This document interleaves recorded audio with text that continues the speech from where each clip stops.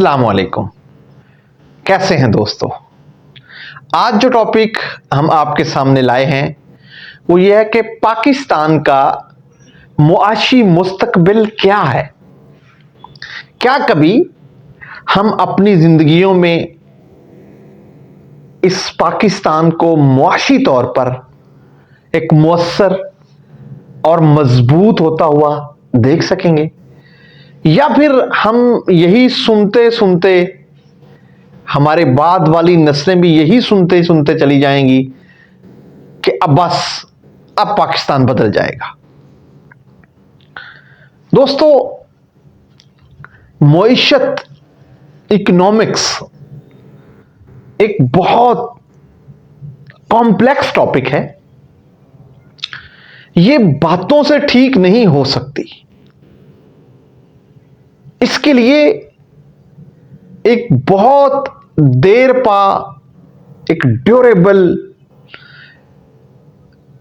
एक पूरी प्लानिंग चाहिए।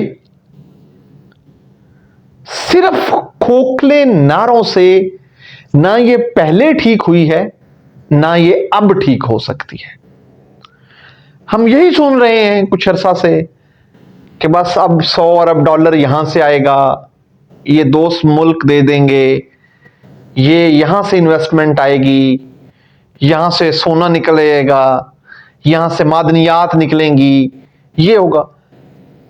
ये सिर्फ ख्याली बातें हैं, हकायक से इसका कोई ताल्लुक नहीं है।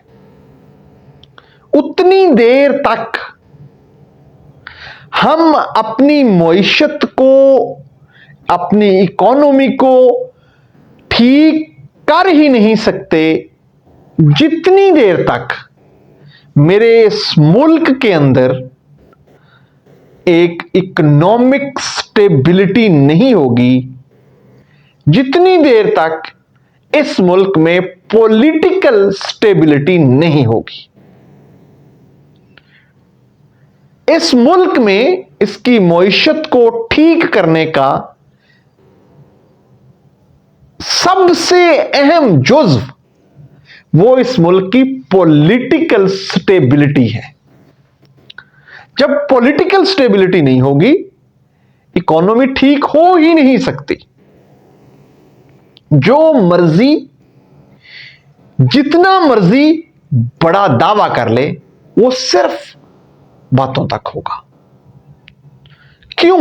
उसके पीछे बड़ी एक इंपॉर्टेंट रीजन है। उसकी सबसे बड़ी रीजन यह है कि अगर स्टेबिलिटी होगी तो फॉरेन इन्वेस्टमेंट आएगी, न्यू कंपनीज यहां पे इन्वेस्टमेंट करेंगी, यहां पे इन्वेस्टमेंट होगी तो इंप्लॉयमेंट होगी, इंप्लॉयमेंट होगी तब जाकर यहां की जीडीपी ग्रोथ के अंदर एक पॉजिटिविटी आएगी।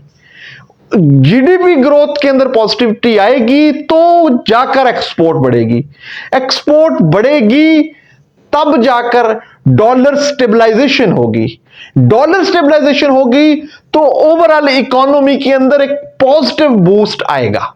लेकिन जब किसी गवर्नमेंट को यह इल्म ही ना हो कि उसको कब टॉपल कर दिया जाए, कब उसकी जड़ें उखेड़ दी जाएं, कब उसके खिलाफ साजिश कर दी जाए, कब उसको, उसके एमपीएज एमएनएज को खरीद कर एक नई गवर्नमेंट को बना दिया जाए, उतनी देर तक पॉसिबल ही नहीं है इसको ठीक करना। तो आज अगर हम इस मुल्क के साथ वाकई ही मुखलिस हैं और हम चाहते हैं कि ये मुल्क फले फूले, इसकी इकोनॉमी ऊपर जाए, ताकि हम अपने आने वाली नस्लों को रोजगार दे सकें, उसका एक ही हल है, वो यही है कि सबको इकट्ठा बैठ के इसका कोई नतीजा निकालना होगा, किसी एक कॉन्सेंसस पे पहुंचना होगा, अपनी इन्फ्लेटेड ईगोज को कट करना होगा। इस मुल्क के लिए, इस मुल्क के लोगों के लिए, इस मुल्क के बच्चों के लिए, इस मुल्क के मुस्तकबिल के लिए वगरना हम हर आने वाले दिन के साथ मजीद फंसते चले जाएंगे, इकोनॉमी मजीद खराब से खराब तर होती जाएगी। हम अपने मीडिया को कंट्रोल करके हम एक ओवरऑल अपने अखबारात में शाह सुर्खियां तो लगवा सकते हैं कि मईशत बहुत बेहतर हो रही है, स्टॉक एक्सचेंज के अंदर बूम आ रहा है, हमारा ओवरऑल इकोनॉमी बढ़ रही है, लेकिन हकायक इसको झुठला देंगे। रियलिटीज और फैक्ट्स इन दावों की कली खोल देंगे कि ऐसा नहीं हो रहा। जब इकोनॉमिक स्टेबिलिटी होगी, जब पॉलिटिकल स्टेबिलिटी होगी, तो जाकर बिजनेसेस को आइडिया होगा कि भाई हमने किस डायरेक्शन में जाना है। यकीन करें, यहां पे तो कोई पता ही नहीं कि किस टाइम क्या पॉलिसी बन जाए। यहां पे आईपीपीज को लाया गया, उनको इंसेंटिवाइज किया गया, अगली गवर्नमेंट ने आया उसको पॉलिटिकल इशू बना के उसको रगड़ दिया। वो इन्वेस्टर बैठा है और ऐसे बैठा हुआ है, ऐसे उसको शो किया जा रहा है जैसे वो चोर आए थे। तो कई दफा हमें अपने शॉर्ट साइटेड पॉलिटिकल नैरेटिव को बिल्ड करने के लिए हम अपनी इकोनॉमी का कचूमर निकाल देते हैं।